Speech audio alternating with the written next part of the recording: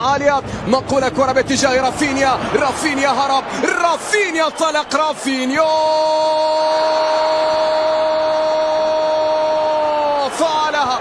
فعلها البرازيلي. نعم فعلها رافينيا من جديد. رافينيا قائد الفرح في بارسا فليك يسجل أول أهداف البارسا في هذا اللقاء. رافينيا مثلما فعل في الكثير من المرات هنا في البالايدوس يفعلها من جديد ويسجل أول أهداف البارسا في هذا اللقاء. منقولة كاسادو يرسل كرة طويلة في كرة مريبة في فرصة تمريرة ممتازة جاتني سلتة لكن الضغط أولمو من أجل الثاني. أولمو في كرة ومباراة هذه الجولة التي داني أولمو يلعب له كرة داخل ما تعود عليه أمام هذا اللقاء. هنا رمية تماس ونفذ لكن إلى جافي يرسل كرة. رافينيا راح ريرا إلى ياغو أسباس يحاول فيها. يا ياغو يا أسباس بأي طريقة أردت أن تصنع الحراس. يلعب له كرة ممتازة إلى بامبا تمريرات بهدايا. هنا ياغو يحاول فيها. ياغو يتقدم ممتازة دوفيكاس لكن تسلل. نعم تسلل موجود.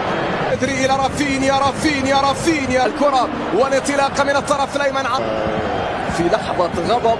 رافينيا تقدم فيها. رافينيا مررها. ليفا عنده كرة. ليفا يحاول. ليفا جول.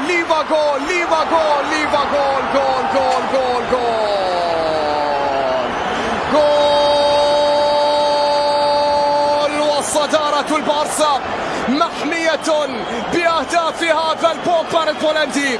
ليفاندوفسكي هو من افتك الكرة وهو من سجل هدف التعزيز وهو من سجل هدف الأمان. وهو يمر المرور لا يكتمل. فرصة لن تأتي خطيرة للتقليص لكن حارس المرمى إنياكي بيليا هذه الكرة بينما هنا تمريرة تأتي. أروع داني أولمو في الاستلام. أولمو يوصلت هذه التمريرة ممتازة سريعة. كرة في الطرف الأيمن خطيرة لسلتا. الهدف الذي يبحثون عنه لا يأتي. إنيكو مارتينيز يطالب بأن الكرة الماضية كان فيها التسلل. حكم الراية أشار إلى الاستمرارية من الطرف الأيسر. ألفون عرضية الآن تمتاز الكرة والطابي ماركوس ألونسو مريبة ما زال. مريبة يحاول يراوغ.